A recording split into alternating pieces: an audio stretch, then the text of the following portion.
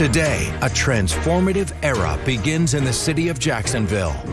Donna Deegan will be sworn in as mayor, making history as the first woman to lead the River City. She assumes the role with a vision of inclusivity and a commitment to collaboration. We've got to bring everybody in and create a city that has all of our voices in the room, and I believe that we'll work together to do that. Live from Channel 4, the local station, this is special coverage. The inauguration of Jacksonville Mayor Donna Deegan. And you are looking live inside the Jacksonville Center for the Performing Arts. In just about 30 minutes, Donna Deegan's inauguration ceremony will officially get underway, marking the start of a new chapter. Hello, everyone. It is a day of pomp and circumstance and celebration for Jacksonville's next mayor, Donna Deegan, but it's also a day when she will lay out her vision to the community as she takes charge of city government. This morning, we're joined by two guests who are no stranger to how Jacksonville's government works. News for Jax political analyst Rick Mullaney is here. Morning. And Rick, you've been an attorney in city government under 3 mayors, and government law attorney Chris Hand is here as well. Chris, you were chief of staff to Mayor Alvin Brown from 2011 to 2015. And we'll talk with you both in just a few moments for insight on what's ahead. The inauguration events began yesterday morning with an interfaith prayer breakfast in Riverside. The event included Muslim, Jewish, and Christian leaders, all sharing thoughts and wishing the incoming mayor well.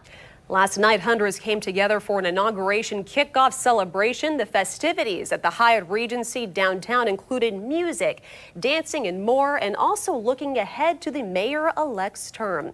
So next up is the swearing in itself at the Jacksonville Center for the Performing Arts. News for Jax reporters Jen Piggott and Aaron Farrar are both there, catching up with people headed into the ceremony. We will start with reporter Jen Piggott.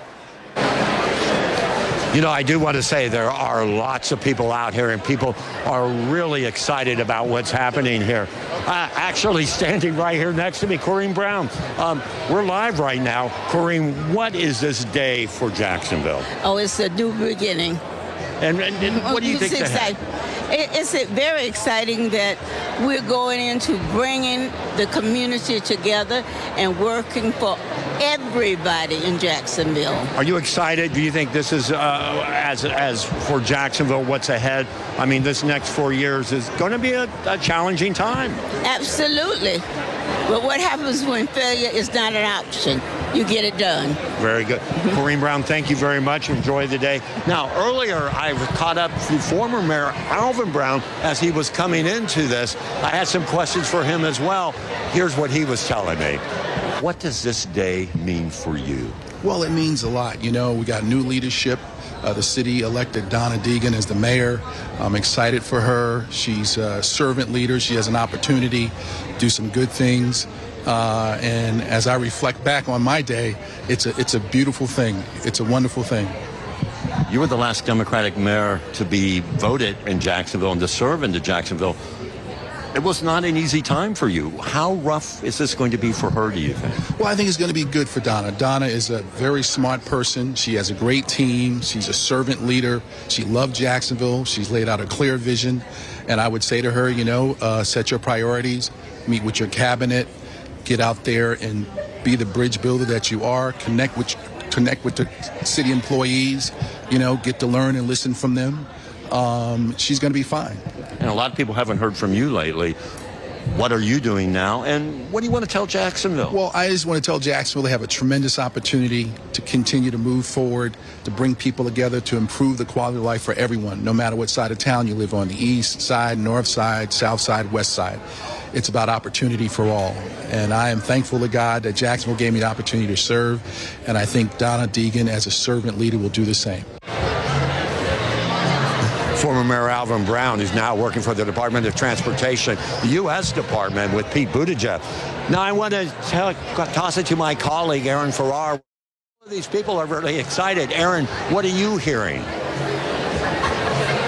Excitement was the key word in all of this. A lot of people decided to get to the doors early. The doors opened at about 10:30. When we were out at those doors, there was a line that wrapped down at least a half block down the road. And people just said they wanted to be a part of this moment, one, because of how historic it is, with Donna Deegan becoming the first woman to ever assume this role as mayor in the city of Jacksonville. But also, people just felt like they agreed with her vision. They feel like she will address public safety in the city, creating programs that will help prevent crime, as well as hearing their voice. They feel like Donna Deegan will allow them to voice what they feel like is the best ways that the city can progress. A lot of people said they are interested now in joining different committees to give their input on whether that might be infrastructure projects, what they think their different neighborhoods should encompass. So we spoke with a couple of people about why they felt this is the best decision to support Donna Deegan as she becomes the next mayor of Jacksonville. I think Donna represents the citizens of Jacksonville and wants to have people, the people who live here, have some input into the development as well as the responsibilities of government. I think one of the first things she needs to do, and I hope she will, is to appoint some sort of commission of citizens from every zip code to sit down and talk about what they want to do about various things going on in the city. So everyone we spoke with, of course, there were a lot of smiling faces, but a lot of the people are just optimistic. That was another word that kept on coming up in different conversations we've had.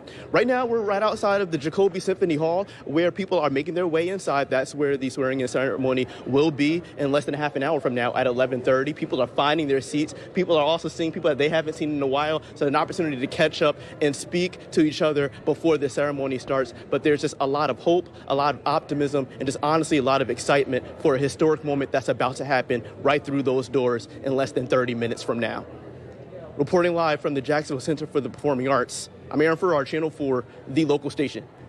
Thank you so much, Aaron. And as we just heard, Jacksonville is getting its first female mayor. But really, what is the significance behind this inauguration? I'll start with you, Rick. Well, certainly, as you just heard, it's historic. There's a great deal of excitement. First female mayor in the history of our city. But part of the significance is to step back and recognize that the mayor's office, that the mayor of Jacksonville plays an extraordinary role in shaping the future of Jacksonville. And there are structural reasons for that. One is we have a strong mayor form of government, and that may sound kind of wonky, but let me mention what that means. In Jacksonville, the mayor heads up the executive branch, and that's why in 2 weeks you'll see Mayor Deegan giving a budget address, and she has veto power, and she's setting up department heads. That strong mayor form of government is unique in Florida. Over 90% of the municipalities in Florida have a weak mayor, where the mayor sits on the city council and simply has one vote. The other part of it is consolidated government itself, in which in Jacksonville we have a unified government with county-wide jurisdiction, unlike, let's say, Orlando, which has a small territorial space within Orange County, one of 13 cities. When you combine Donna Deegan's strong mayor and consolidated government, it means that the mayor's office is one of the most important elected offices in the state of Florida, and the mayor, Mayor Deegan, will play a major role in shaping the future of the city. Today is very significant in terms of the future of Jacksonville. Absolutely. And Chris, do you have anything to add? I do, Brian. In addition to what Rick said, I think it's important to think about just how special inaugurations themselves are. They don't happen very often, every 4 years. And particularly in a year like this, when we're transitioning from one mayor to another mayor, it's another hallmark of the peaceful transfer of power that signifies, that's very much a value in our democracy. But it's also a chance for a new mayor, in this case Donna Deegan, to provide a narrative to the community, sort of an unfiltered message about what her term as mayor is going to be about, and also provides a benchmark for the community to be able to assess her time as mayor going forward. So it's a very special occasion, always important. There are going to be multiple former mayors who are there today, a big group of people from the community attending as well, because it is a special occasion which will really begin to define the Deegan administration and help her set the narrative for how she plans to govern the consolidated city of Jacksonville for the next 4 years or 8 years. I think we would also be remiss not to mention her cousin, Tommy Hazouri. He had been mayor. This is really very special to see and to witness, isn't it? It's part of what's historic. Certainly everyone thinks first female mayor. She's the ninth mayor in the history of consolidated government, but she's the second Arab American. Tommy Hazouri, her cousin, was the third mayor of Jacksonville's consolidated government. She is the 6th Democrat out of 9. But remember this, over the last 28 years, 24 of those years have been Republicans, with John Delaney, John Payton, and of course Lenny Curry, all who had 2 4-year terms. So it's historic in many ways, and it really does represent a changing of the guard. Absolutely. So Donna Deegan will become the 9th mayor of Jacksonville since consolidation in 1968. She will be the 6th Democrat sworn in as mayor. But for most of the last 28 years, the city, as we mentioned, has been under a Republican mayor leadership. John Delaney was the first Republican elected mayor under the consolidated government. He served 2 terms from 1995 to 2003. He was followed by Republican John Payton, who also served 2 terms until 2011. And that's when Democrat Alvin Brown was elected. He only served 1 term, though. When he ran for re-election in 2015, Republican Lenny Curry defeated him, setting up his 2 terms in office. And we are now about 20 minutes away from the swearing-in ceremony of Jacksonville's next mayor, Donna Deegan. We'll be talking more with Rick Mullaney and Chris Hand about what lies ahead for the new mayor once she takes office when we come back in 2 minutes.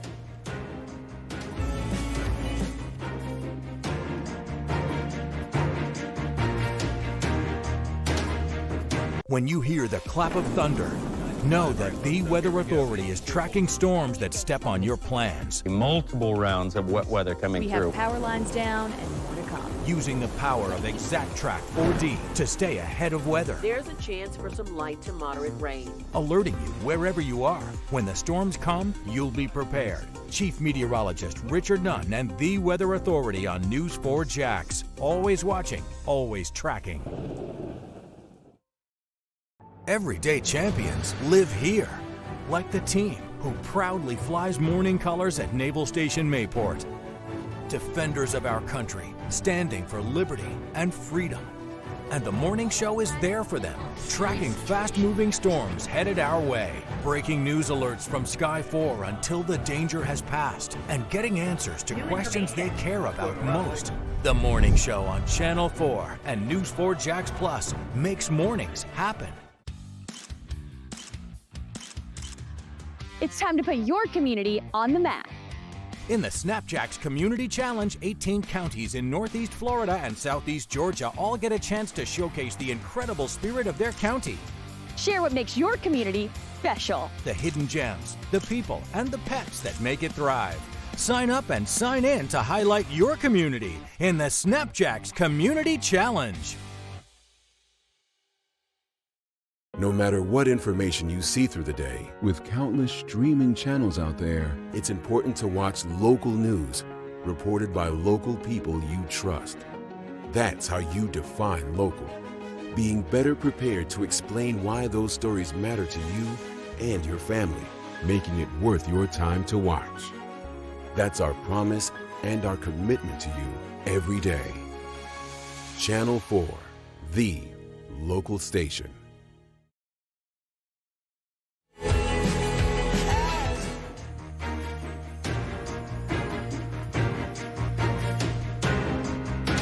Welcome back to our special coverage of the inauguration of Jacksonville Mayor Donna Deegan. In about 15 minutes at 11:30, her swearing-in ceremony will get underway at the Jacksonville Center for Performing Arts. We will bring you that ceremony live once it gets underway. Until then, this morning, we've been talking with Rick Mullaney and Chris Hand, who have both spent time in Jacksonville city government, about what lies ahead for Jacksonville's new mayor.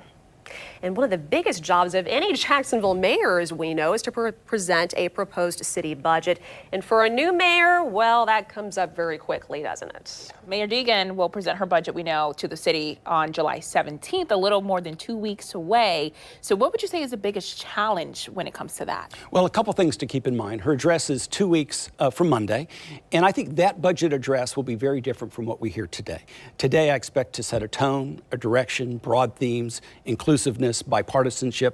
I don't expect to see specific policy initiatives or details today. I do expect to see more of that 2 weeks from now. Good news for Donna Deegan in that budget coming up. Number one, there's $100 million more in this budget than there was last year. That is really good news. Chris and I have both been parts of administrations where you actually started off with less money than you did the year before. So that's good news, number one. Number two is Jacksonville is growing. You have capital coming here. You have jobs coming here. That's good for the future. And number three, there's a lot of infrastructure money available. But for this budget, I expect in some ways this may be easier than the budgets that lie ahead. Some of the big ticket items will not be in this budget, such as the stadium or potentially moving the jail. And with that $100 million million, there's a lot that she can do in this initial budget. However, it's going to be challenging. About 50% of this budget will go to public safety. There's a big ask coming from the sheriff. That's something that she's going to address in this budget. There is an opportunity for her in this budget to highlight some of her priorities. And because of the increased revenue, she's going to have a chance to do that. So 2 weeks from Monday, expect a very different presentation from Mayor Deegan than you're going to hear today. Today, broad themes, then more specific policy considerations in putting that budget together, which will be based in large measure on last year's budget with some things that she can add to it. And she will have to sell her vision for the budget. In 2 weeks, she will have to sell that, won't she? Well, that's a real challenge. It's a quirk of our consolidated system right now that a new mayor gets elected, in this case on May the 16th, takes office on July the 1st, and has to present a more than $1.6 billion with a B budget on July 17th. That's a challenge for any brand new administration. It's also a challenge for a new council. Let's remember that under our city charter, the governmental body that actually has responsibility for adopting a budget and a millage rate is the Jacksonville City Council. So they are also kind of under a similar time constraint. But it is an opportunity in this budget address coming up for the mayor to talk about her vision for the budget. And of course, a budget is always a statement of priorities. So we'll, between today's address and the one that we see on July 17th, we should have a very clear sense of what Mayor Deegan's priorities for the city are for the next year and potentially even for the next 4 years. And as we know, the money is used to keep the city running day in and day out. It will add up to about $1.6 billion. Now, one initiative that we did hear from Donna Deegan, of course, besides the budget, public safety. The sheriff has requests. There's lots to consider here, and it all adds up, especially with public safety, doesn't it? It does, Ashley. When you look at local budgets in Duval County, and if you look statewide, the number one priority around the state and in Duval County is public safety. And as Chris was just mentioning, your priorities are reflected in your budget. If you want to know what your priorities are, go to the budget. Over half of the budget of this upcoming budget will be public safety when you include police and fire. And of course, TK Waters, the new sheriff, is getting prepared to make a major address in the middle of July in which he will be outlining what he needs in terms of the sheriff's office. And that includes more officers on the street, and that comes with a price tag. And by that, price tag is not one-time money, that's recurring money. So for the sheriff, one of his priorities is more officers on the street. For Donna Deegan, she's been very supportive of that, but she also wants to maybe reinstitute Jacksonville Journey, one that also put an emphasis on prevention and intervention as well as enforcement. So you can expect that priority to be reflected in the upcoming budget also. But for the people of Jacksonville, as it is around the state, public safety is certainly one of the top priorities of the Deegan administration and local government. And we know, speaking of the Jacksonville Journey, we know that, as you just mentioned, Donna Deegan is expected to want to bring that back. And it was launched after the 2006 murder of 8-year-old Drashana Davis. She was shot and killed inside her home by a stray bullet fired by one of 3 brothers who were shooting outside, aiming for the girl's uncle. Her murder enraged and galvanized the community, leading to the wide-ranging crime-fighting effort.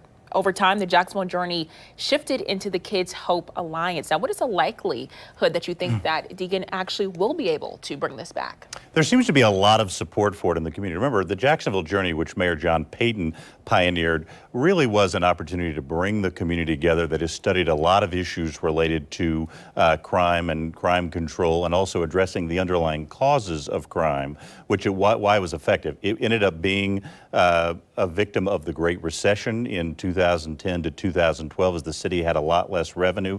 But there does seem to be a lot of community support for bringing that back and having that holistic approach to fighting crime, not just crime, but also the causes of crime through prevention, intervention, and law enforcement. It's also very consistent with Mayor Deegan's call to bring the community into City Hall, have lots of people involved in the work of city government. So I think there is a lot of support for it.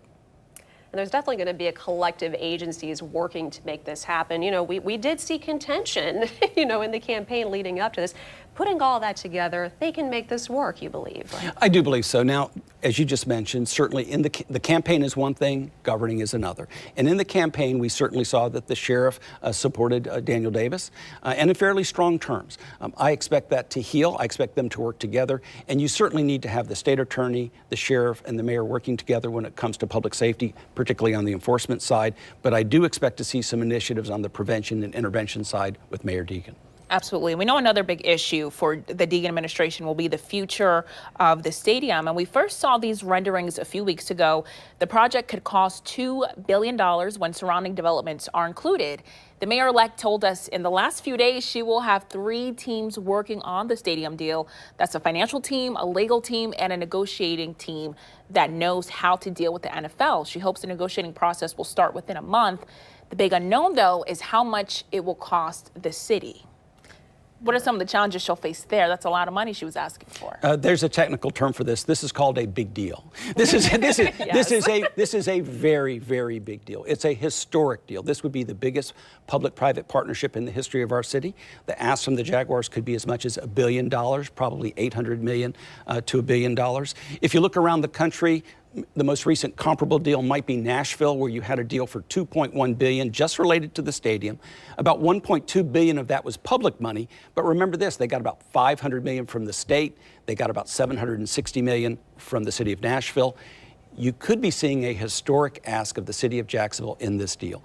So when Donna Deegan brings her team together, her legal team, her financial team, her staff team together, they're going to be working to have hopefully a win-win with the Jaguars. But make no mistake, it's a historic transaction, and the significance goes beyond the stadium. It's about downtown. It's about the riverfront. It's about the sports complex. It's about surrounding neighborhoods. It's about the identity of the city. I believe this is challenge number 1 for the Deegan administration. They hope to have it wrapped up by next spring, but certainly high on the priority list. And one of the top priorities will be negotiating the stadium deal with the Jacksonville Jaguars. You know, one thing we've heard a lot from Mrs. Deegan is transparency with city government. Is this stadium deal a big component of that, would you say? Well, I think so. And she's already said, you know, the Jaguars have recently held a series of town hall meetings throughout the community to get feedback from fans on the potential stadium. Mayor Deegan has said she's going to do the exact same thing later this year, have a series of town halls to get feedback from citizens. And by the way, that is something very wise for a mayor to do, to not get stuck on the 4th floor at City Hall, but to really make sure, in this case, she's out and about in the community and hearing directly from citizens. And it makes sense that she would do this. This is a potentially $1 billion financial transaction for the city. Just to put that in perspective, that $100 million in additional funds that Rick talked about, if the city borrowed $1 billion to fund that, that would essentially wipe out that additional $100 million that the city got this year, just in annual debt service payments. So it's a huge financial transaction, but also a huge transaction for the identity and future of Jacksonville because of how closely aligned I think we are in the Jaguars, particularly now at a time where they're very popular both with fans and across the league as well. And let's talk about that identity and future of Jacksonville with this stadium renovation. If it does happen, how will this really benefit the city? Oh, in multiple ways. I think Chad Cohn likes to say that has a multiplier effect, and I believe that's true. Mark Lamping talks about the holistic approach. You can look at it narrowly that it's a stadium deal, but you can also begin to look more broadly. What does it mean for the sports district, for an entertainment district, for the riverfront with the Four Seasons? What does it mean for surrounding neighborhoods, for the identity of Jacksonville? But I do want to comment on something Chris just talked about. To me, the most successful models we've seen for mayor and mayoral administrations on big initiatives, the Better Jacksonville Plan, Jacksonville Journey, the recent 6-cent gas tax, involved the mayor and the leadership going out into the community, talking with the community, educating the community, getting input. And I agree with Chris. As part of this Jaguars negotiation, it's very much going to involve public support and public buy-in. Even in Nashville that passed, it was controversial. You even had a majority of the people in Nashville being somewhat opposed because of the high cost. So this is one that's going to be a challenging negotiation, but fundamental to the future. Absolutely. Well, if I could add one thing, I think it's also important to keep this in a broader context as well. Rick has described this as potentially the most expensive infrastructure deal in the history of Jacksonville. Jacksonville has a significant infrastructure challenge, so it's not just the stadium. Mayor Deegan talked a lot in the campaign about making sure that every neighborhood in Jacksonville had access to infrastructure, many of which have been waiting for it for decades. Things as basic as switching from septic tanks to central sewer, to sidewalks, to paving streets, to illuminating streets. City Council President Ron Salem has talked about wanting to move the Duval County Jail. Jacksonville has a lot of infrastructure issues, so I think it's important to view the stadium not just as a stadium deal, but in the broader context of Jacksonville's infrastructure needs. And that's important. Something else we should be talking about is also officially taking office today is the new city council. Council members, as we know, were installed last week. Ron Salem will be council president for the coming year. He and Deegan met several weeks ago, not long after the election. In fact, the 19-member council is made up of 14 Republicans and 5 Democrats. We're talking about a supermajority here. So how does that impact or not impact the relationship the new mayor will have with the council? Can you weigh in on the dynamic there and what challenges may lie ahead? Well, you know, actually, a lot of people believe that with 14 Republicans and 5 Democrats, it'll be challenging to get your legislation through. But as Mayor Deegan likes to say, quoting her cousin, Tommy Hazouri, there are no Republican or Democratic potholes. And I like to quote former Mayor LaGuardia of New York, who said there's no Republican or Democratic way to pick up the garbage. Meaning that on local issues, really some of the challenges are nonpartisan and some of the initiatives are nonpartisan. And today in her speech, I expect her to talk about that, about bipartisanship, about collaboration, about inclusiveness, about being nonpartisan. I am very optimistic that she will have 10 votes to get legislative agendas through. Remember what city councils do. They pass laws and they appropriate money. And by September 30th, they're going to have to do an appropriation and pass this budget. I believe, especially in this honeymoon period, which she's experiencing, and a lot of public support, that there will be support for a Deegan agenda. And I'm optimistic that she's going to be able to work with this council. And I think council is optimistic that they're going to be able to work with Donna Deegan. Well, Ash, I think it's important to draw a distinction between the Jacksonville City Council and other legislative bodies like the Florida Legislature and the U.S. House of Representatives or U.S. Senate. Party line votes are very common in those other legislative bodies. They're actually not that common with the Jacksonville City Council. It's very typical for mayors to build coalitions of 10 votes. You know, you can't, as a former mayor used to say, you can't do anything without 10 votes on the city council. But it's very common for them to build them regardless of party. During our administration, the Brown administration, any vote that we had where we were getting 10 votes, there were always both Democrats and Republicans involved for some of the reasons Rick just alluded to. So I think you'll see the Deegan administration do that a lot, look to build coalitions on the city council. A lot of these local issues really don't fall neatly into party categories. They often focus more on matters like what affects a particular neighborhood or what is a council member's particular priority. Is it parks or public works or infrastructure? So there's a lot of factors that go into deciding how a council member is going to sort of choose on an issue that has nothing to do with the D or the R after their last name. And we know one of the key tasks over the last 6 weeks for Deegan and her team has been filling key roles in her administration. About 2 weeks ago, she announced the members of her executive team, a group that includes Democrats, Republicans, and independents. The group includes Lakeisha Burton, who had been our News4Jax crime and safety analyst until this role for her was announced. She will be Deegan's director of community initiatives. So what does this staff say about how she plans to run her administration? Well, certainly it's critically important to get the administrative side, to get the trains to run on time. And I used to like to say, if you're doing the administrative side right, it frees you up to talk about big issues. If you're not getting it right, that's all you're going to talk about. So what she's been putting together in her chief administrative officer, her chief of staff, her CFO, some people with some experience, those are the high profile appointments. But for the running of the government, there's about 100 appointed positions. They're really critical to running the government. So look ahead to appointments for department heads, for deputy directors, as well as those appointed officials underneath that. But in any changeover in administration, one of the important parts are going to be identifying the talent, the expertise, and by the way, the institutional knowledge and municipal expertise. She certainly has attracted some very talented and smart people. Part of it is going to be experience, institutional knowledge, and municipal experience to get the trains to run on time. It'll be a critical part of being a successful administration. And we talked earlier about how budgets are a statement of priorities. I think staffs and the team you appoint are often a statement about the kind of administration that you want to run. And so you look at that executive team, Brandon, that you talked about. Very bipartisan. As Rick said, some of the key members have significant experience at City Hall. Karen Bowling, who's the chief administrative officer, held that same role for Mayor Brown. Anna Brochet, who's the new chief financial officer, was the city council president. One thing that struck me about not just that initial announcement, but also subsequent staff hires of a mayor have been the sort of team of rivals approach that she's taken. One of her former mayoral competitors, Al Ferraro, is now the director of neighborhoods, which is a huge position in any administration. Former Council President Scott Wilson is the council liaison. So she's really drawn on a lot of different types of experience and community involvement. Also some significant community leaders like Ms. Burton, Chief Burton, like you talked about earlier, and others who have had other key roles in the community. So it really is a very interesting group with a blend of City Hall experience and community leadership, but also very bipartisan, picking people regardless of party. And I think that says a lot about how she plans to run her administration as mayor. Well, time will tell to see how their influence and impact will have on our city. But you all, it is almost 11:30. You are watching special coverage on WJXT Channel 4 of the inauguration of Jacksonville Mayor Donna Deegan. The inaugural ceremony will begin in just a few moments. And we are looking, it's going to happen any second. This is those moments where we're like, is it going to start? Is it not going to start? We see it as a full house inside there. We're just watching, and I believe they are about to introduce the MC. Here we go.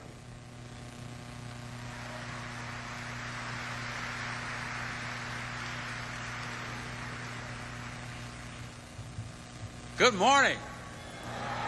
Huh. Let's try that again. Good morning.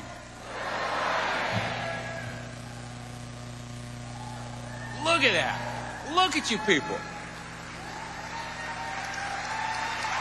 Wow.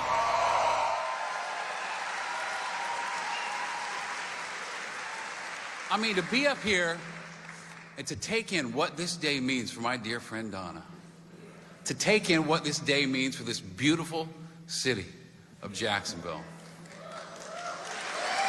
Wow. And a couple things strike me standing up here. One, it's not every day you get to witness history, you know?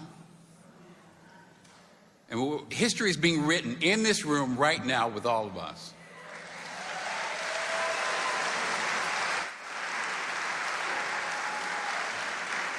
And the second thing that strikes me standing up here is that only Donna could get me to leave the Rocky Mountains in July and come to Jacksonville, Florida. In July. No, I wouldn't miss this for anything. It'd take more than a Duval summer to keep me away from here. So I want to share quickly with you all about the moment I knew Donna was going to be elected mayor. True, absolutely true story. The moment I knew Donna was going to be elected mayor was the moment Donna told me she was running for mayor. You know? That woman is a force of nature. It was inevitable. You take somebody that smart, somebody that determined, somebody that creative, somebody that passionate, and you set her on a path toward leading the city that she loves so much, you can't get in the way of that. It's gonna happen. It's inevitable. And she loved, yeah.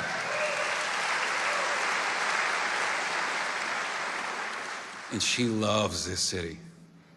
I've never seen anything like it. I mean, we all love the city, but it's not like I love my hometown. I mean, it's deep with her. It's baked in her DNA how much she loves this.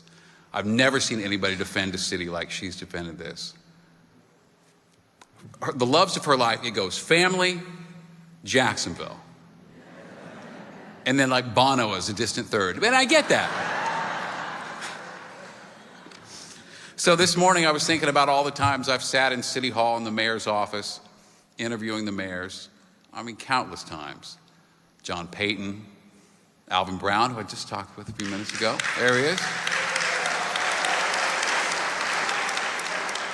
Lenny Curry, my pal Lenny. And now Donna Deegan.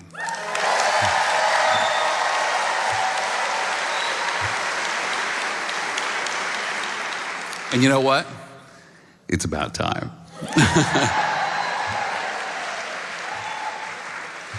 So you all don't need me to tell you this because you elected her, but I'm going to say it anyway.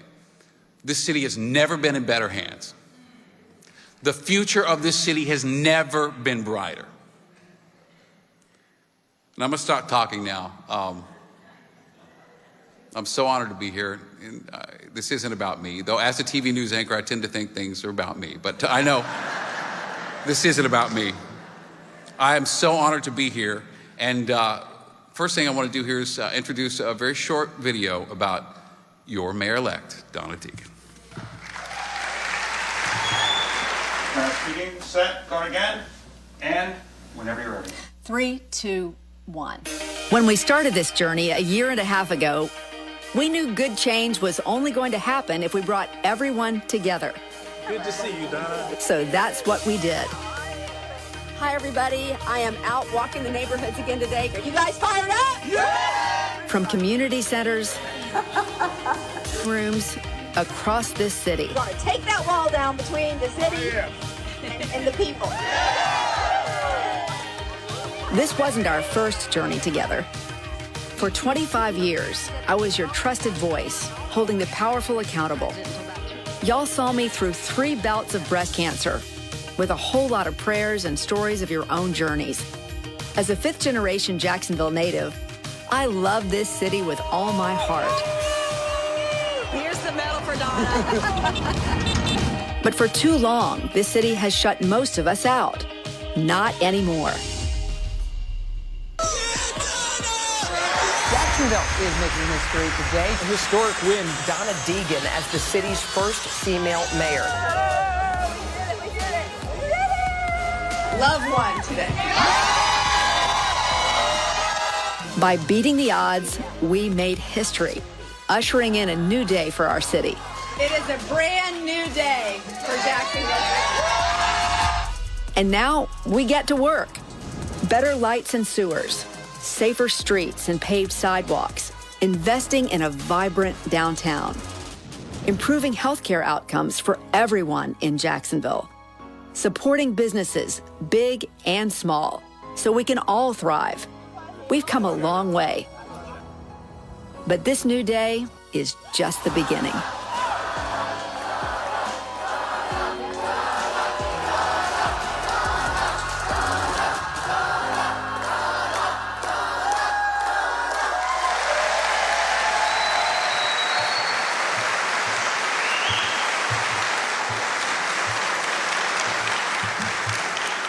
And this is fun to say.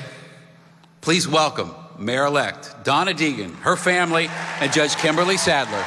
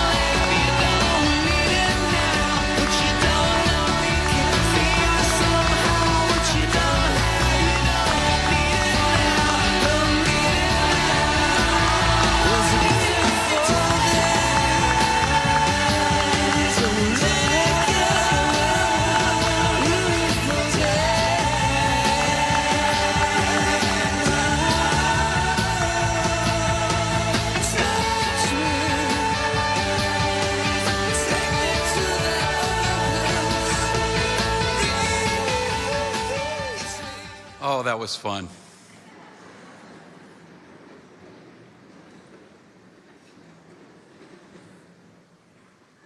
All right.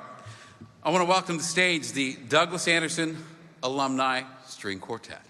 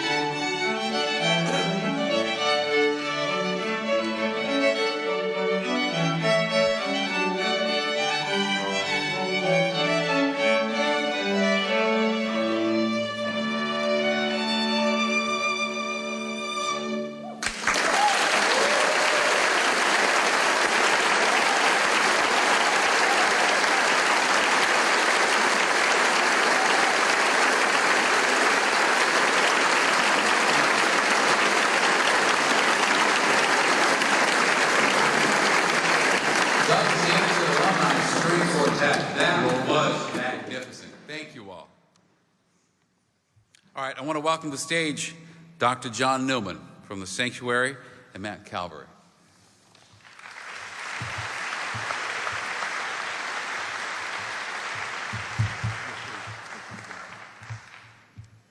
Let us pray.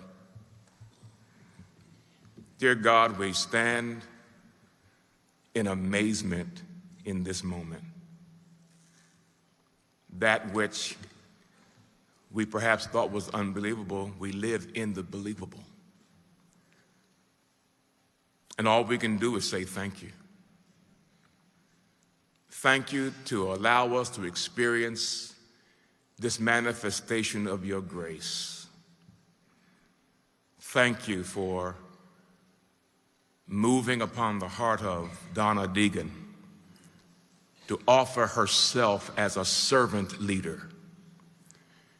And we thank you for her journey, the things that she's been through, the battles she's had to wage, fight, and win. And with that strength, she now leads. We thank you because we get to enjoy all that you have done. We come together as a community. Even though we may have certain labels, we have set them aside as we live in unity through our diversity.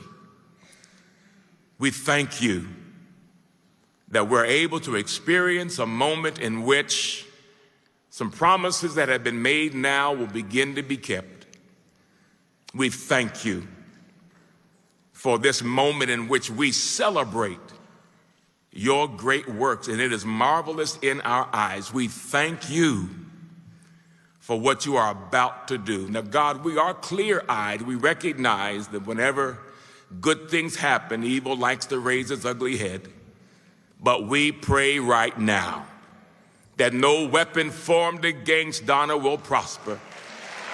We pray right now that you will confound all the ways of the enemy. We pray right now that you surround her with advisors and counselors and persons on her staff that will protect her as we, the community, protect them. We pray right now that you would move in a mighty way, that the north side, the south side, the east side, the west side, every side comes together because we know a new day has come. Thank you, God.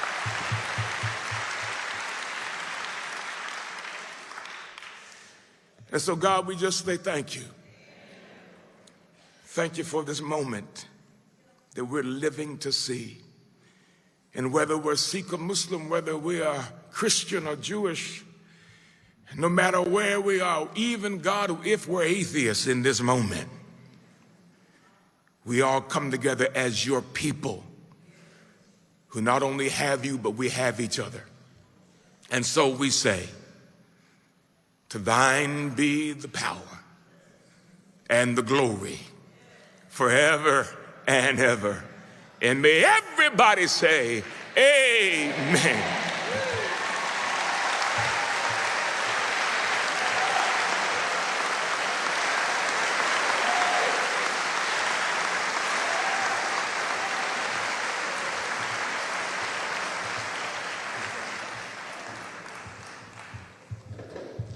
Amen. All right, I want to welcome to the stage the Oakleaf High School Naval Junior Reserve Officer Training Corps Color Guard, the JSO Honor Guard, and the Jacksonville Fire and Rescue Department Color Guard for the presentation of colors. After that, Jacksonville Girl Scout for the Pledge of Allegiance, and then this is a treat. Don't miss a beat. We'll be performing our national anthem.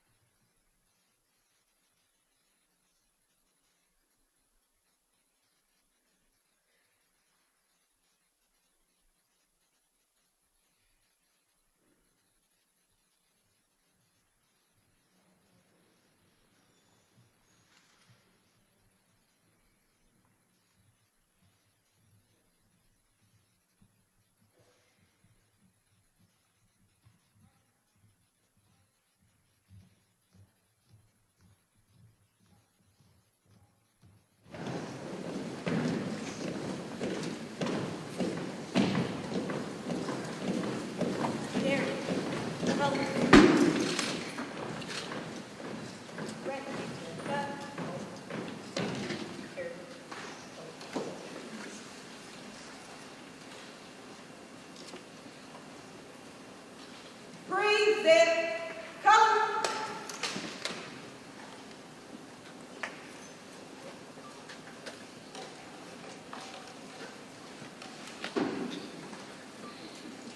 I pledge allegiance to the flag of the United States of America and to the republic for which it stands, one nation, under God, indivisible, with liberty and justice for all.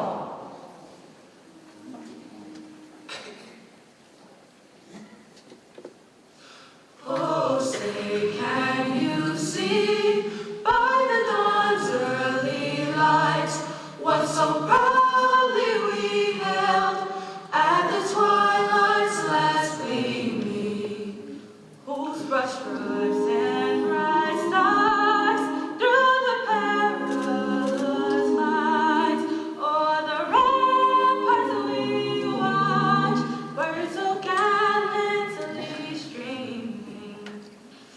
And the rockets rang loud, the bombs bursting in air, gave proof through the night that our flag was still there. Oh, say does that star-spangled banner yet wave o'er the land of the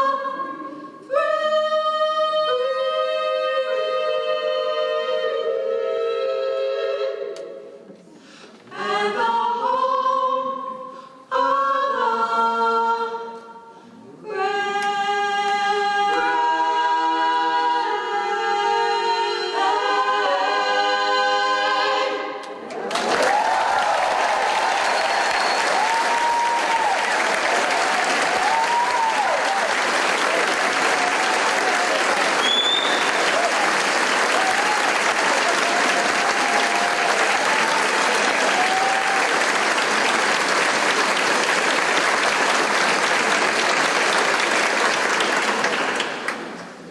Carry, color. We're ready, cut. My face. Order. Color. Arm.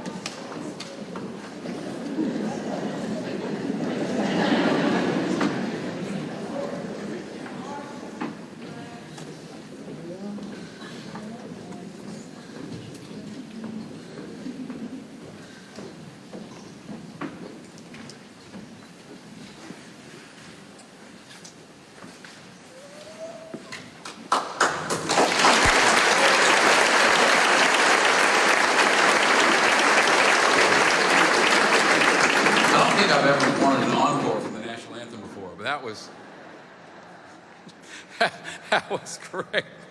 Oh, wow.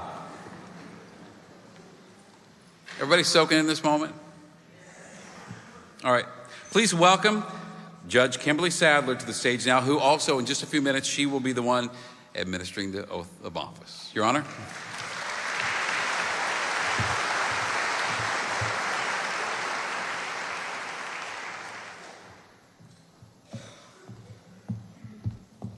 We have a ramp. Good afternoon, everyone. Come on. Today we gather to celebrate an historical moment in the vibrant city of Jacksonville, Florida. It is with great pride and admiration that I pay tribute to the newly elected first female mayor.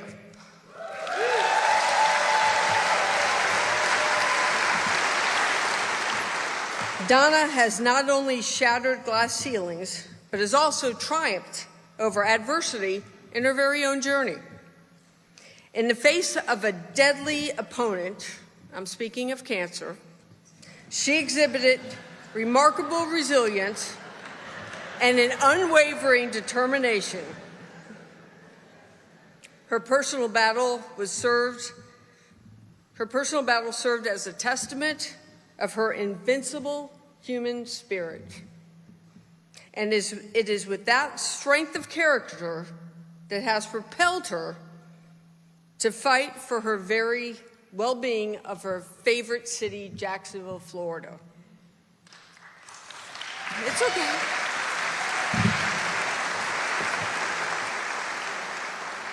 With love and compassion as her guiding principles, Donna Deegan, Donna, our mayor, has embarked on a mission to save Jacksonville from the challenges it faces. She recognizes that true leadership requires not only intelligence and vision, but also empathy for the struggles of her fellow citizens. Her own story of triumph over adversity has instilled in her a deep sense of empathy, enabling her to connect with people all over the city in a very profound level. She understands that a successful leader must foster unity and inclusion. In her tenure, she will work tirelessly to bridge divides and create a city where every voice is heard.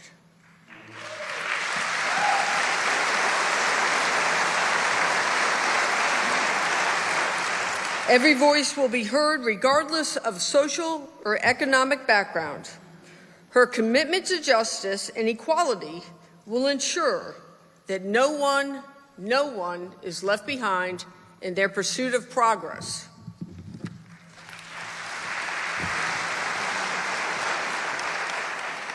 The first female mayor of Jacksonville embodies the spirit of hope and possibility. She has shattered barriers and proven that gender is never a limitation in achieving greatness. Through her leadership, she is inspiring generations of young women. Do you know that?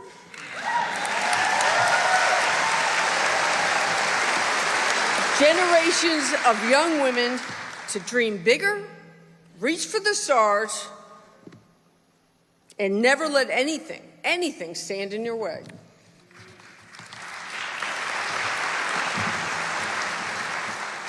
Today we celebrate not only the inauguration of an exceptional leader, but the triumph of the human spirit. A woman that has been my incredible friend for 30 plus? Yeah, we're old. We have had our ups, we've had our downs, we've laughed, and we've laughed, and then we've laughed. And then there are things we can't talk about. I'll get back to that in a moment. Let us rally behind our mayor as she embarks on this incredible journey, leading with love and compassion and an unwavering determination to make Jacksonville the very best it could be. May her tenure be marked by unity, by progress, and a legacy of positive change. Now, I said I was going to get back to a couple things. Donna and I have, it's 30 plus at least. Her family is my family. Donna, when I got invested in, at the investiture, when I got sworn in as a judge, Donna broke barriers. Donna Deegan helped me out and had remarks for me. In fact, can we play the video? We've taken turns rushing each other to the hospital. Her for a gallbladder attack while we were at an awards ceremony in New York City. Me when I was going through chemo and spiked a fever that would ultimately turn to pneumonia. She's my sister, and I could not be prouder of her in this moment or happier for Jacksonville. Sisters will do anything for each other, even embarrass themselves in public. So in tribute, Lord help me, and an apology to my dad, who is a lawyer and the most beautiful opera singer I've ever heard in my life, who is no doubt going to be turning over in his grave right now. I have a little surprise for you, my friend. I have taken one of Kim's favorite rap songs, and I have rewritten What it. I was talking about. You never know where it's going to go. I'm fairly certain I will never be asked to speak at another investiture again after today, but I'm going for this because, you know, if we're not pushing the envelope, we're not doing it right? Okay. All right, let's hit it.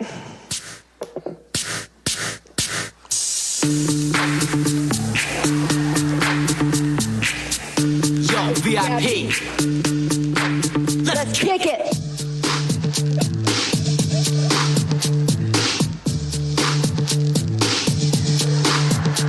All right, stop. Pay attention and listen. Kimmy is out with a new reinvention. TV news no longer is nightly. Hauling a camera? That's unsightly. Will she ever stop? Yo, I don't know. Law school is calling. So let's go. To the extreme, she'd represent any vandal. Hold up the Constitution like a candle. Run. Now a dream she is chasing. Most votes in Duval history. Just saying, Judge Sadler. It's got a ring like a melody, but anything less than your best is a felony. Show up early, just the facts all day. A word to the wise, this judge don't play. If there's a tough case, yo, she'll solve it. Check out the hook while her honor resolves it. Judge Keeney. That's all we got, ladies and gentlemen. We're done. And you are watching WJXT Channel 4 and special coverage of the inauguration of Jacksonville Mayor Donna Deegan. The ceremony continues now. Oh, it's not over. It's not over.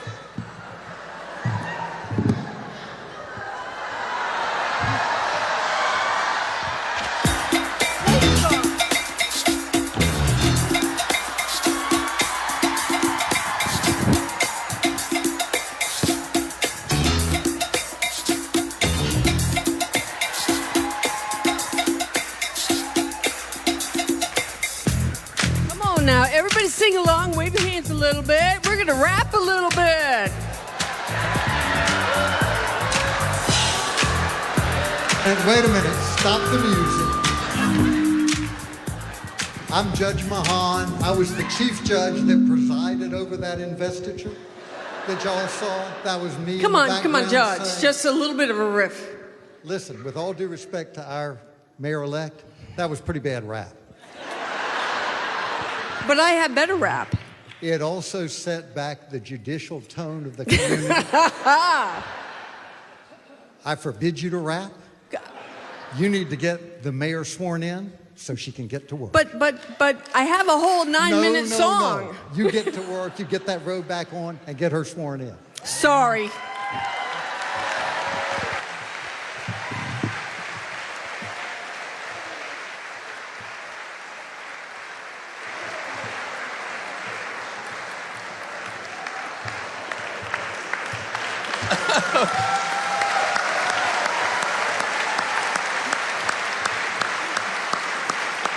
Oh, man.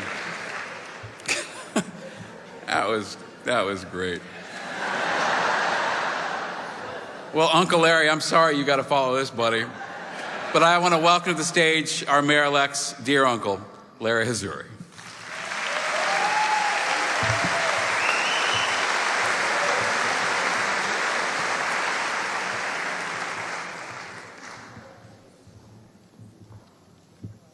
Well, Donna's father sang opera and she does rap. My name is Larry Hazuri, and I'm better known in the family as Uncle Larry. First, I want to say how proud I am of Donna, what she's accomplished, and how proud I am of the way she ran her campaign.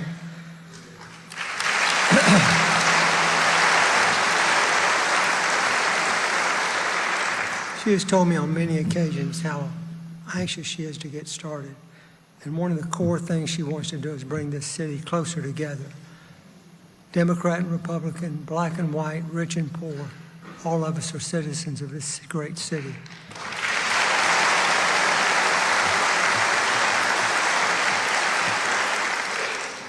It's been said that people who go through great adversity make good leaders. Donna certainly went through a lot of great adversities in her life. And it seems like that she comes out stronger every time. She seeing what people needed that were having breast cancer. They needed something over and above what the hospital was doing, and she formed the Donna's Foundation, which has helped thousands of women.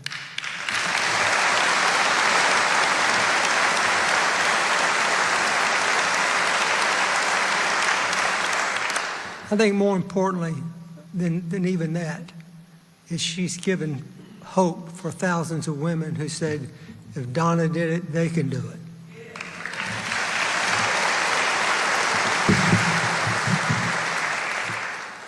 I just want to say on a personal note, Donna's father was in dire need of a kidney transplant to extend his life. Donna courageously stepped up, gave him one of her kidneys.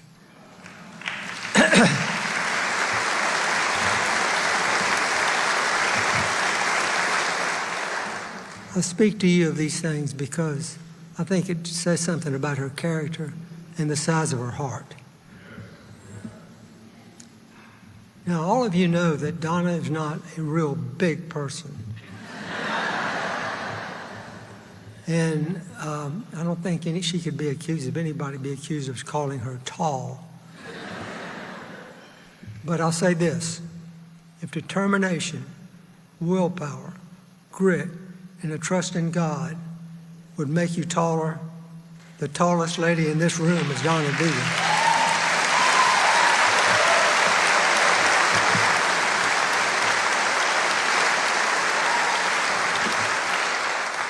I present to you Donna Deegan to take the oath of office.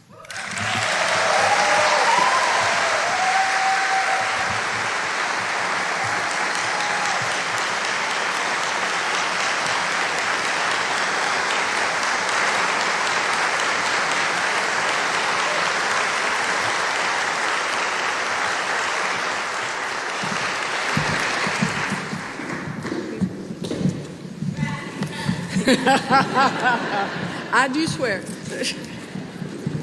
Over here, babe.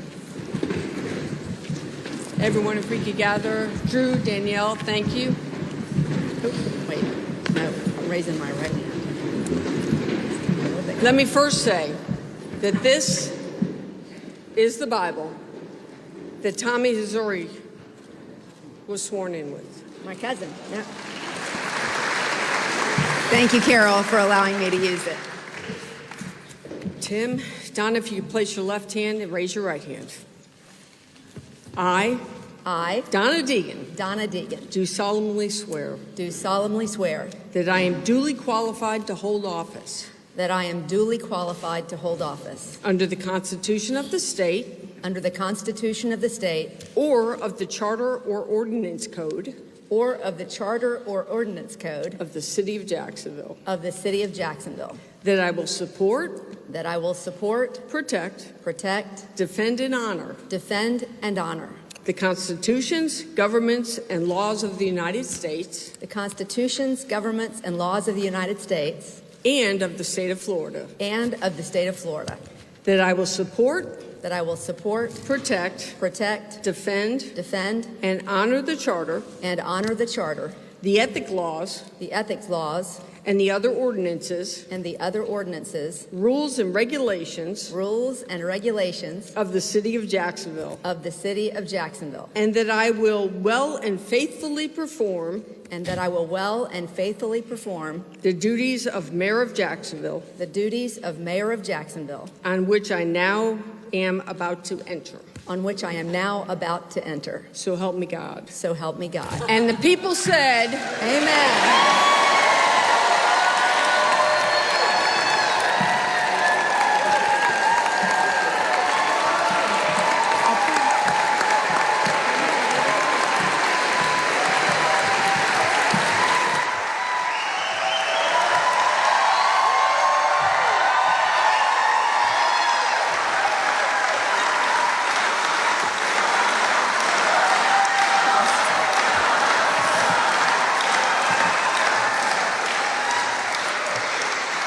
Oh, good afternoon. Good afternoon. Thank you so much, everybody. And let me first of all introduce you to everybody who's on the stage over here. I want to thank all of the elected officials, former mayors who have already just given me so much wonderful advice. All of the wonderful people who took the time to be here today. I can't tell you how much I appreciate you being part of this occasion. You all have been here with me, and it's so great to see all of you in as much as I can at the moment. I want to enter you. Shannon, you know, so grateful to have Shannon fly halfway across the country to come do this today. My former co-anchor on First Coast News. My kids, Danielle and Drew, you know Uncle Larry. You know Judge Sadler, although I think I still am owed my rap. It's okay. My mother-in-law, Margie Deegan. My sisters, Michonne and Tara.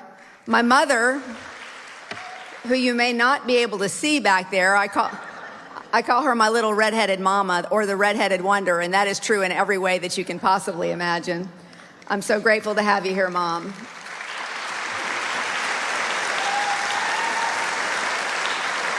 My Aunt Donna, who I call Big Donna because we actually have 3 Donnas in the family. She's Big Donna, I'm Little Donna, and in the front we have Tommy's Donna over here. My kids, Drew and Danielle, and of course my amazing, wonderful soulmate who has supported me unconditionally, unwavering support and love, without whom I most definitely would not be standing up here today. So thank you, Tim.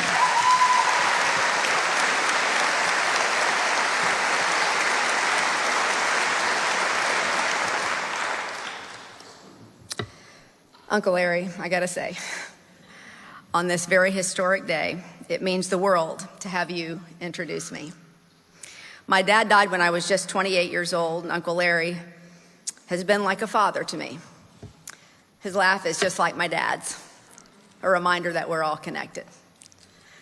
My great-great-grandfather, Jacob Hazuri, brought our clan to Jacksonville from Lebanon just after the Great Fire and became the first in a long line of small business owners in our family.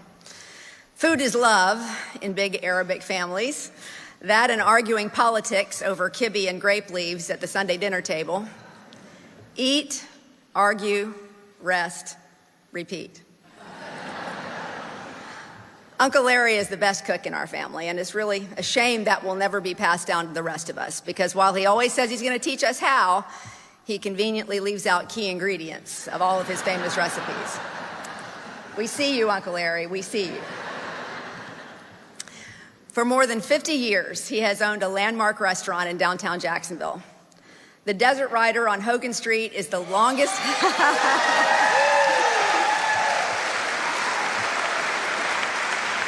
It's the longest standing business in downtown. The whole staff is already addicted to it, by the way, I've already heard. Before that, he and my grandfather Rufus ran the Roosevelt Grill at the corner of Ashley and Davis Streets. It was frequented by the likes of Hank Aaron and Ray Charles. I could fill this speech with stories about the grill and what it meant to many in the black community, like Willie Frank Lyons, who told me he would have never been appointed Jacksonville's first black fire chief had my grandfather not hired him to blanch the potatoes for the grill's famous fries, but also made staying in school a condition of his employment. And do you know who appointed Mr. Lyons to that post? My cousin Tommy, the 3rd mayor of Consolidated Jacksonville.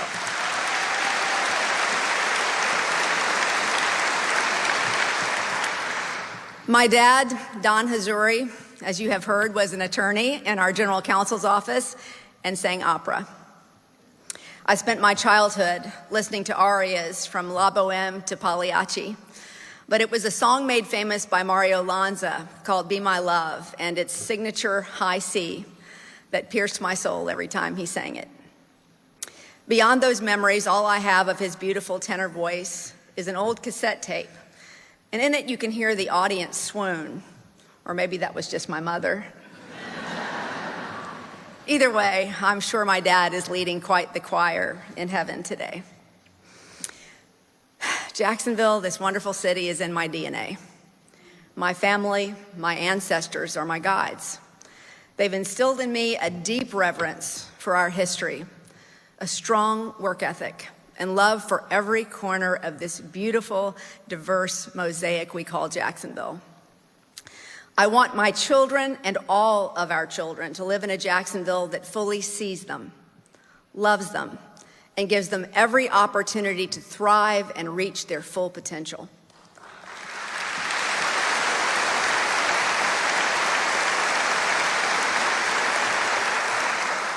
Potential is a word that is often used to describe our city. Too often that potential has been left unrealized because we've placed the politics of fear over the bonds that unite us. As we celebrated on election night, I was overwhelmed by the convergence of people from across the political spectrum who, with one voice, rejected fear and claimed love as our way back.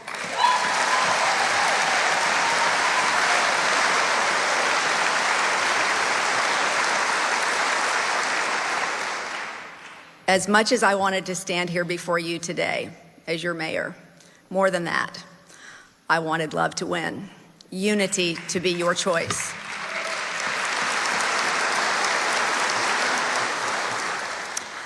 Conventional wisdom missed all the signs. The people were wide awake and ready for a new day. And this truly is, it truly is a new day in Jacksonville. A new day where we demand transparency, inspire optimism, and embrace opportunities for everyone.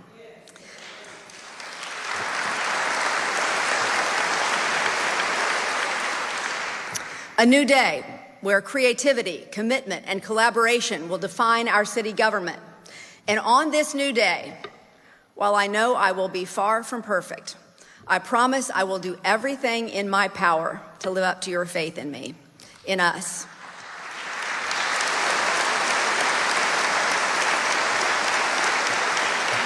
Now, you know I can't do it alone. I'm going to need you to stay with me. I'm going to need you to do this with me, okay?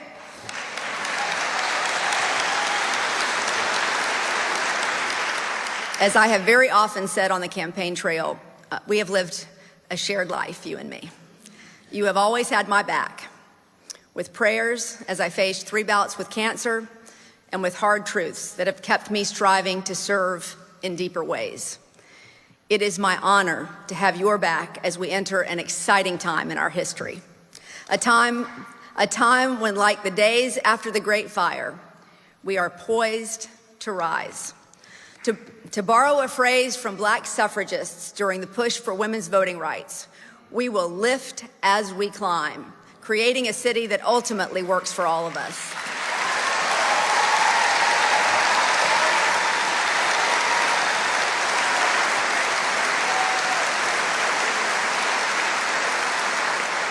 For so long, we have talked about our critical infrastructure needs. Our bridges, our roads, our bulkheads, our drainage, our septic tanks. It's time for us to stop merely talking and make the investments to fix what has long been broken.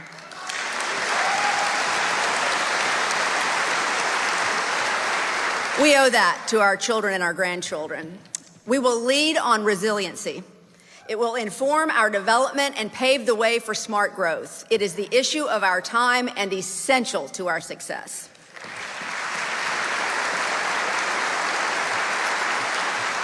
We will fully fund our riverfront parks and complete the Emerald Trail.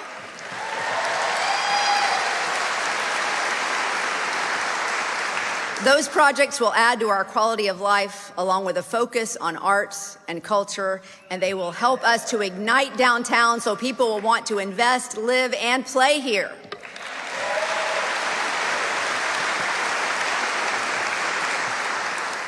And make no mistake, we will invest dollars into our neglected neighborhoods and bring long ignored residents into our partnership for Jacksonville's future.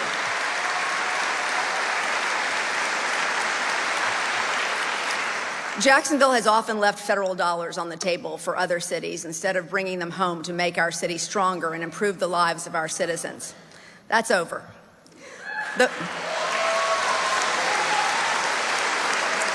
Those are our tax dollars. We will be strategic and aggressive to bring back our share from Washington.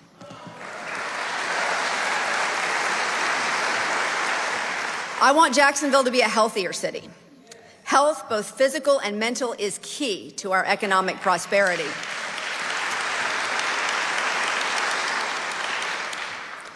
We have one of the best medical communities in America here in Jacksonville. Despite that, our maternal and infant mortality rates are the worst in Florida and some of the worst in the nation, and that is not acceptable. We must and we will do better.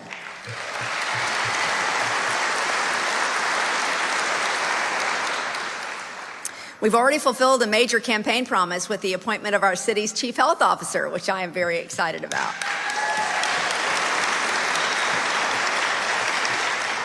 Health and safety go hand in hand. 70% of the young people in our prisons struggle with literacy. I am committed to lifting literacy as a priority of this administration.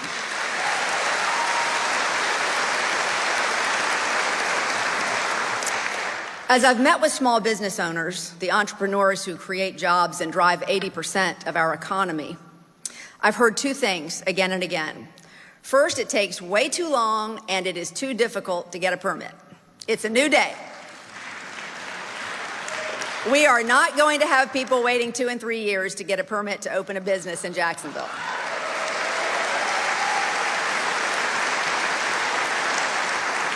Same holds true with procurement. We make it too hard for people to do business in Jacksonville. We will fix permitting and procurement by streamlining the process, adding technology and people if needed. We will create a system that is accessible, quicker, and easier. Our goal, to become the small business capital of the Southeast during my time in office.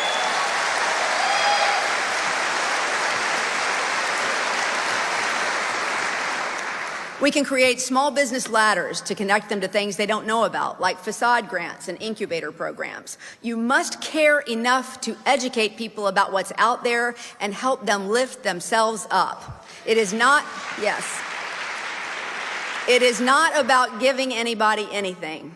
It is about making them aware. That's it.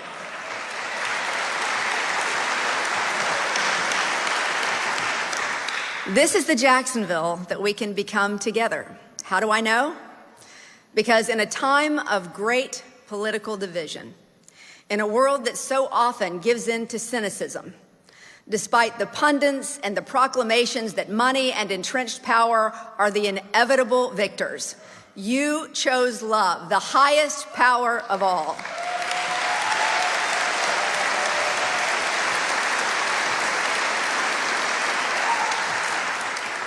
God's grace has repeatedly shown me that. I can tell you that. As French theologian Pierre Teilhard de Chardin so eloquently wrote, the day will come when, after harnessing space, the winds, the tides, and gravitation, we shall harness for God the energies of love. And on that day, for the second time in the history of the world, man shall have discovered fire.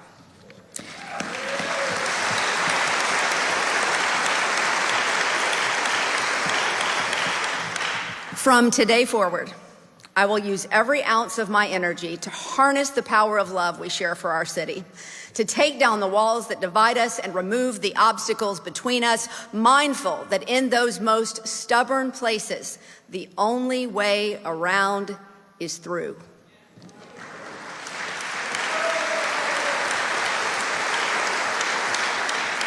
We will build bridges to the people, open wide the doors of City Hall, and invite everyone inside. We will meet you where you are, in your neighborhoods, in your community centers, and during town halls. We will remain curious, something I remind myself to do every day when I am fortunate enough to wake up. I first thank God for opening my eyes, and then I proceed to give thanks for all the good things that happened to me the day before. It's a practice I started during my cancer journey at the urging of my dear friend, Father Greg Fay. He told me if I started each day with gratitude, I would see everything in my life through a different lens. I always end my gratitude list the same way. Thank you for everything. As the philosopher Henry David Thoreau observed, it's not what you look at that matters, it's what you see. As long as we stay curious about what's next, we will see the good, the opportunity even in the obstacles.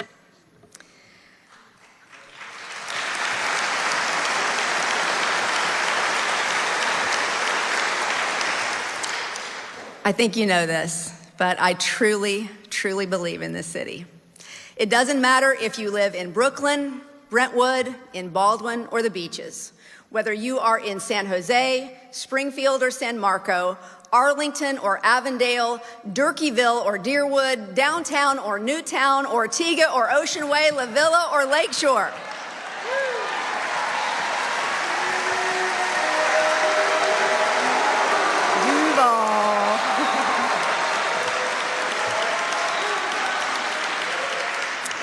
It doesn't matter if you grew up on Myrtle Avenue or you went to grade school in Mandarin, played on the docks at Mayport or the basketball courts of Murray Hill, or rode on the horse farms of Marietta.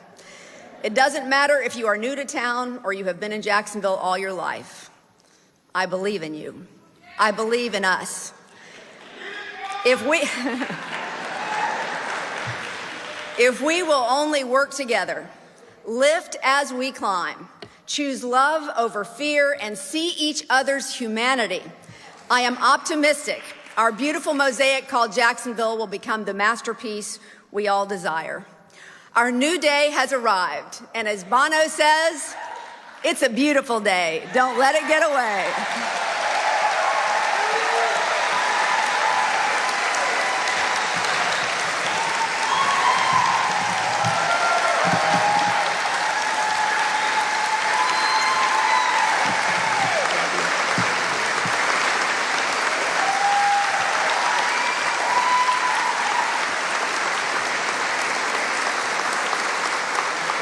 And as Tommy would say, so let it be written, let it be done.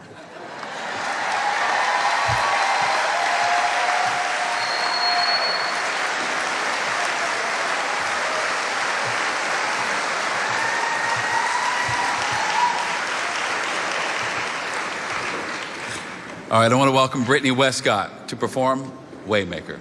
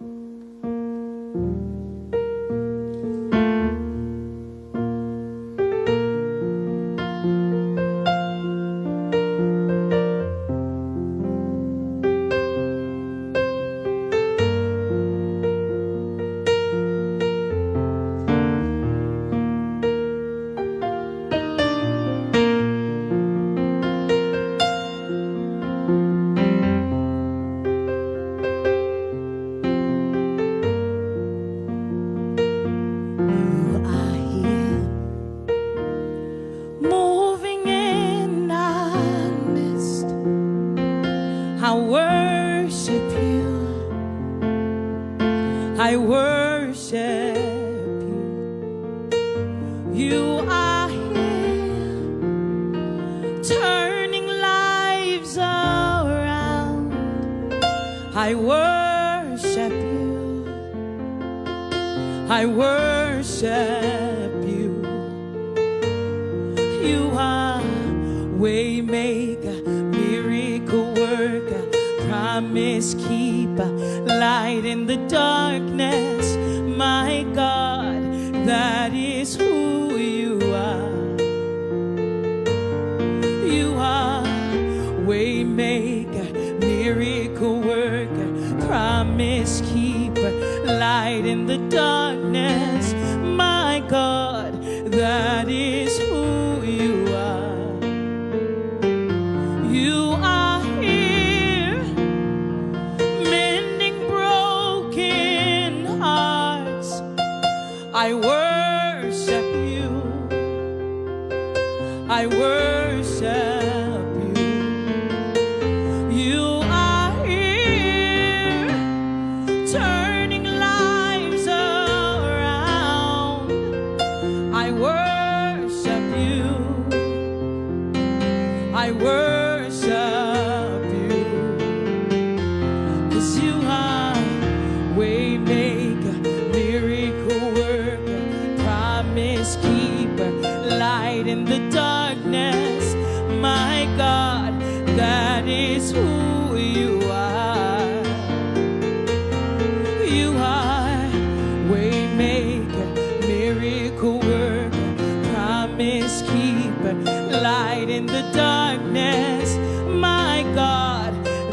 that is who you are.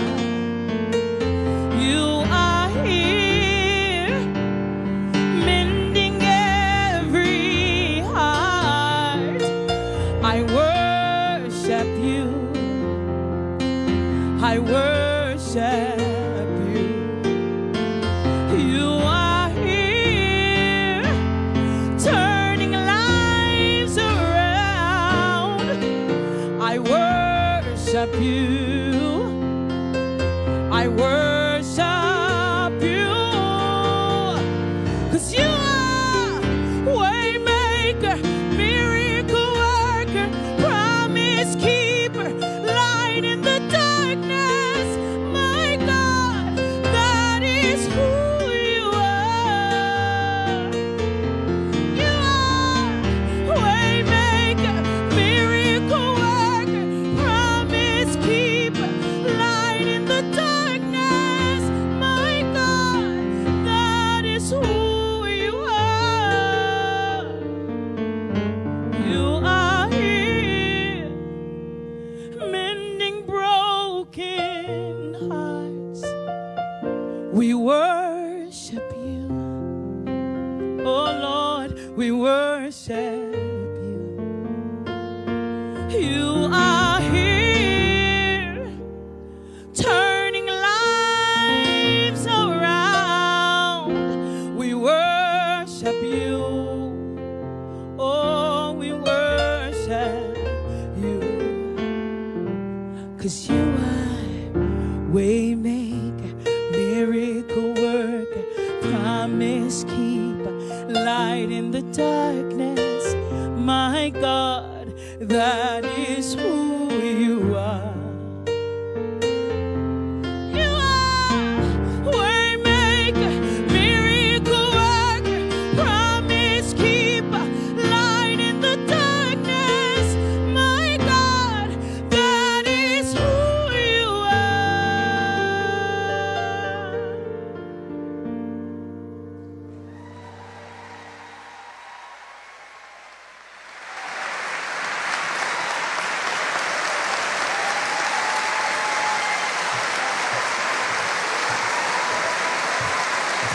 Brittany Westcott, everybody.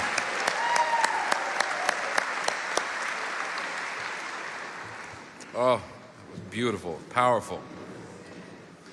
All right, for our benediction today, I want to welcome the very Reverend Kate Moorhead Carroll from St. John's Cathedral.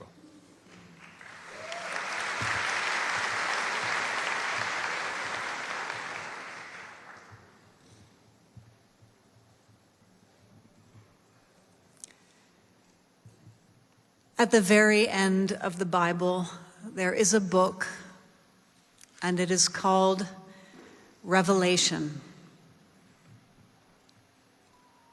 In that book, a man whose name is John has a vision, and he sees heaven. And heaven is not a garden. It's not even a beach. It's a city. It's a beautiful city. And like Jacksonville, it has a river that runs through it. And in that city, there are people that we love who have passed on, and they sing. Let us pray.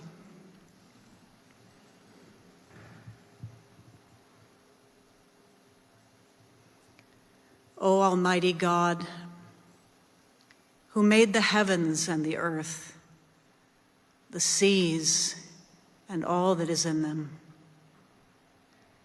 who made this beautiful city of Jacksonville, we thank you for blessing us today. We thank you for the insightful words that we've heard from our new mayor. We thank you for a new chapter that opens before us, and we ask that you would bless her, that you would protect her, that you would shine down upon her And most of all, we ask that you would help Donna to remember that her dad and the people that she loves who've gone on before, those 5 generations of Jacksonvillians, are watching over her now, and that every moment they bless her. We ask you to give her wisdom, courage, and strength, resiliency, integrity, honesty, and courage. And we ask that you would bless us all, that we may do our part, that we may stand up and work hard to support our new mayor. For we too will one day approach those gates of that city, and the people that we love, well, they will be laughing and crying, dancing and shouting to us and saying, "Welcome home." We ask, Lord, that you would give us the strength to build a beautiful city together with our mayor. And may the people say, amen.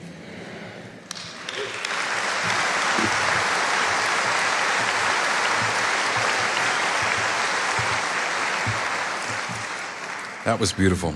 Now, one more thing. The mayor would like for you to hear from one more person today. So please remain seated as we receive a final blessing from Donna's father, Don Hazuri. I know you all know it probably will forever be associated with the late tenor Mario Lanza. Not too many tenors sing it today because it has a high C in it. I'm not really sure I should be singing it right now, but it's a beautiful song called Be My Love.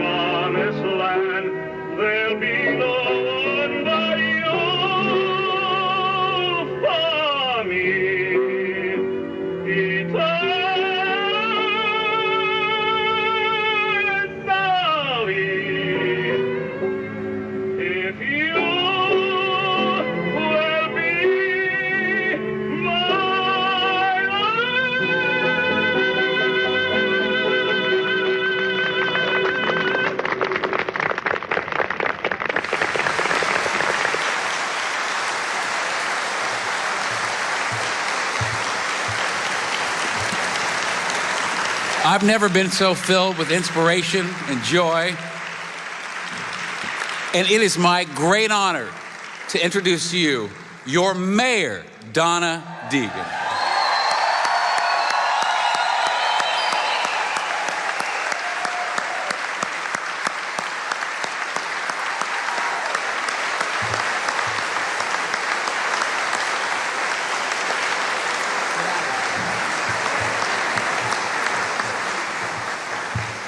Thank you all. Go forth on this new day, this beautiful day. And that now concludes the inauguration of now Mayor Donna Deegan, this historic day in the city of Jacksonville. And Chris and Rick, any final takeaways of what we just witnessed? Well, first of all, I think it was a good day for Donna Deegan, and it was a good day for the city of Jacksonville. The speech was very uplifting. It was well crafted, and I think her communication skills were on display today. Very well delivered. It was very personal, relating to her family, history, deep roots in Jacksonville. It was thematic, as we expected, in terms of unity and collaboration. She did get to sort of a laundry list of some public policy priorities without getting into the details. A fairly long list, for example, that included resiliency as the issue of our time, as she said, the Emerald Trail and parks to be fully funded, underserved neighborhoods and infrastructure investment, healthcare. What stood out, and maybe this was strategic, there was not a mention of the Jacksonville Jaguars and the stadium deal, riverfront development, the sports complex, or those surrounding neighborhoods that may have been strategic.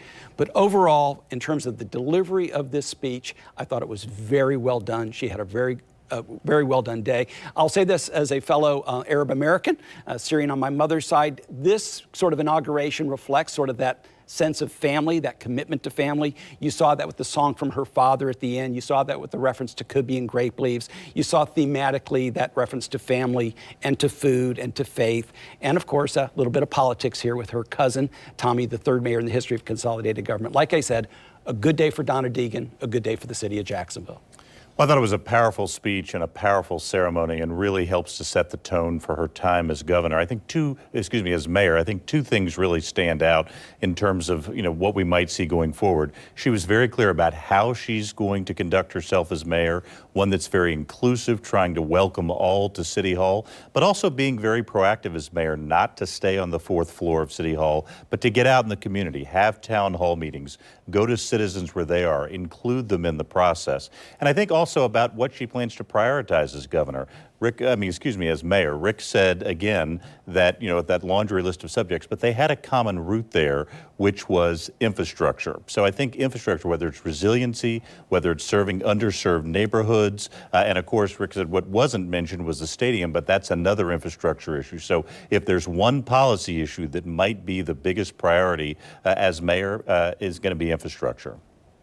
Well, thank you for joining us for this very special coverage of the inauguration of Jacksonville Mayor Donna Deegan. We also want to thank you both, Rick Mullaney and Chris Hand, for joining us, being a part of this and sharing your insights. And join us tonight on News for Jax at 6. We will hear from some of the people attending today's inauguration and their thoughts about what's ahead for the city of Jacksonville. We will return you now to your regular programming.